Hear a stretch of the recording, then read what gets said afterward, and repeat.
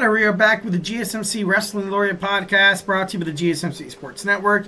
I'm your favorite wrestling fan here every Monday through Friday, 8 p.m. Pacific Time, 11 p.m. Eastern Time on the GSMC Sports Network to talk about the greatest thing in the world, professional wrestling, all the action inside and outside of the ring. We talk about superstar news, updates, inactive statuses, and injury updates. We talk about, new signings in terms of contracts, negotiations. We talk about extensions. We talk about basically everything under the sun in terms of professional wrestling.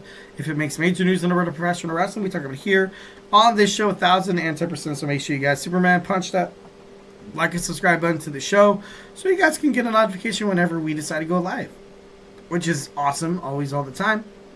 Sorry, excuse me, I just got done eating and I'm getting a massive case of the hiccups. Sucks. Ooh. All right, let's see if I can get through this. Tiffany Stratton, her Money in the Bank cash-in definitely will be killer. It's going to be one of the biggest, most epic Money in the Bank women's cash-in in the whole entire world of professional wrestling. Obviously, hit up the tips and donations link if you guys want to, feel a part of the show. Drop your thoughts inside that chat, and we can go ahead and talk about some Tiffany Stratton.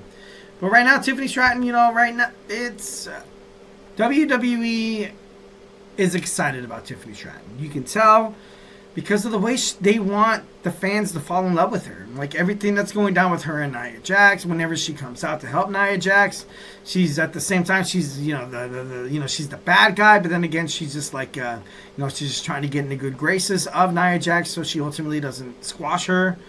No, Nia Jax is a WWE Women's Tag Team, World Champion. WWE Women's Champion.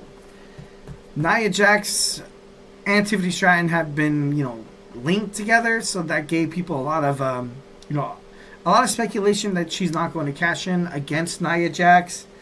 But at this point, I feel like it's poetic justice. The way she's been treating Tiffany Stratton on SmackDown, just it's not good. It's not good. Ultimately, kind of it's that build up, like when you saw the whole thing with Shawn Michaels and Diesel back in the day, and then once when you had Triple H and Dave Bautista. During their time in Evolution and when they first started, it's like, you kind of have this, this sleeping giant that you can't push around too much, because at the end of the day, they can be better than you. They can be able to kind of dethrone you.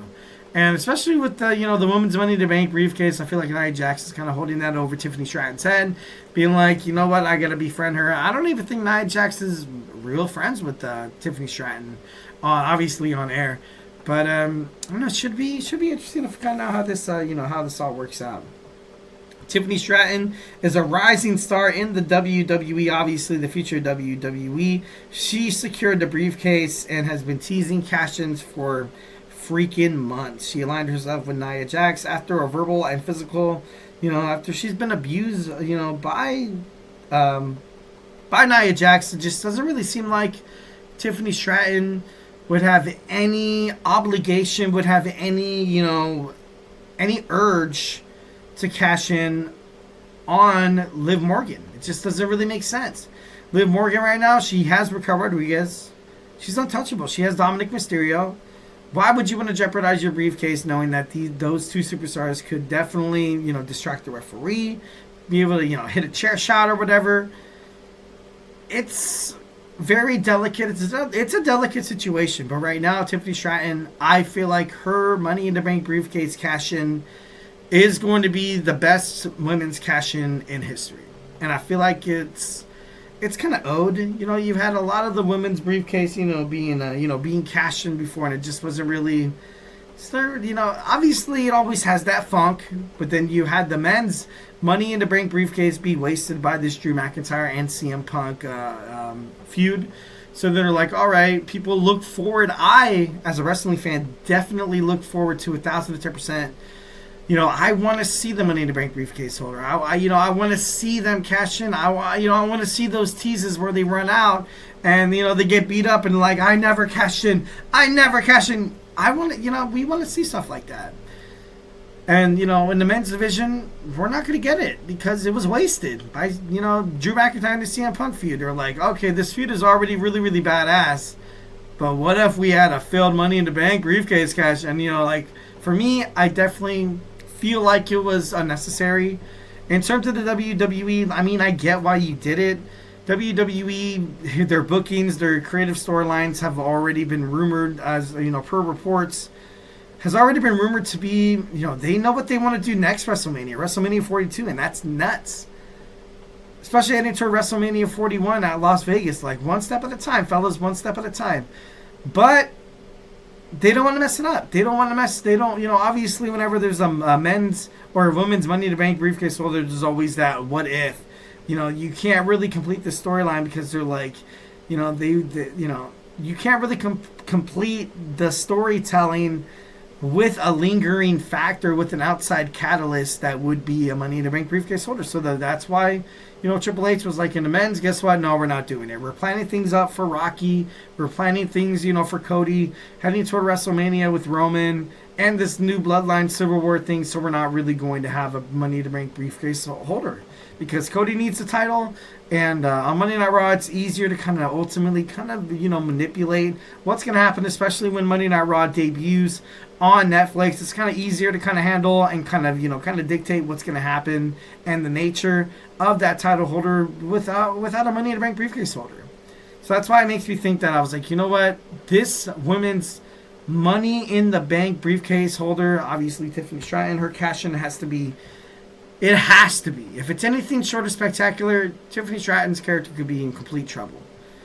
She failed. She has to cash in successfully. She fails her cash in, and then she just becomes, a punching bag for Nia Jax on SmackDown. That's not good. That's not good, and that's the only thing that's in. Are we gonna see her jump out to Monday Night Raw? Maybe, and then be run up rampant by Liv Morgan, Raquel Rodriguez, and also Dominic Mysterio. So at the time, it just seems like Tiffany needs to be successful. At this point, she needs to be successful. I don't know. It's kind of crazy. I don't know. I feel like WWE can't afford to screw this up for Tiffany Stratton. Speaking on the gorilla position, Stratton was asked if she was going to cash in on Nia Jax. She said this, and I quote, "Oh my goodness, you guys. I'm never going to tell you when I'm going to cash in. It's going to be a complete surprise, and it's going to be absolutely epic." She was teasing about maybe it could happen on the Raw's premiere on Netflix in January 2025. She said maybe that rings a bell. And, like I said before, the women's wrestling in terms of this year has been so impactful in terms of professional wrestling. And that's why I feel like Tiffany Stratton's cash-in will be the best Money in the Bank women's cash-in in all of history. Maybe even be up there with the men's, like with Seth Rollins cashing in on Brock Lesnar and Roman Reigns. Because you haven't seen it in a long time. You really haven't seen it. Now you have, two mid-card belts for the women, the United States and North American Championship on NXT, and now you're probably going to see an Intercontinental Championship right around the corner. The longest person who's held the briefcase was Carmella, who held it for 287 days. Mella is money. Jim Monet is, it's kind of crazy. In 2018, we had Alexa Bliss, who held it for 2 hours and 52 minutes. In 2019, Bayley held it for an hour and 25 minutes. In 2020, Asuka was awarded she won the briefcase, but then she was awarded the championship because Becky Lynch was pregnant, and she was basically going to go out there and, be a mom. Nikki ASH, she held it for 1 day. Liv Morgan held it for an hour and 45 minutes. Io Sky held it for 35 days. So, Tiffany Stratton, I feel like a lot of people are waiting for her to cash in. Kind of like what you had with men's professional wrestling. I kind of like it how right now with the women's and the men's, the line is kind of blurred because, when the men were kind of expected to get all the attention, obviously, somebody like, Carmelo Hayes or somebody like Andrade, or maybe somebody like Chad Gable, Seth Rollins, or maybe even Sami Zayn have the briefcase, and you're constantly watching them to find out after every single title match if they're going to, come out and, kind of tease it. And the more they tease it, the more at the end of the day, it's a lot more, it's a lot more juicier. It's a lot more successful. Obviously, in my opinion, 1,010%. But overall, I feel like this is going to be great for Tiffany Stratton. And this cash-in needs to be needs to be two things. Epic and successful. Because, you could definitely lose Tiffany Stratton's character if this is fumbled by WWE. So, I'm looking forward to find out, how she cashes in. All right, guys, without further ado, we're going to jump on to our fifth and final segment. We're going to talk about today in wrestling history on this beautiful November 20th evening. And, I'm going to take you guys into my wrestling DeLorean, gun it to 88 miles per hour, Marty. Hit up the flux capacitor. And we're going to go back in time on this date to talk about some of the monumental moments of professional wrestling when we come back. So grab your favorite snack, grab your favorite ice cold beverage, and join me here in about 25 seconds. So, hey, do not go anywhere.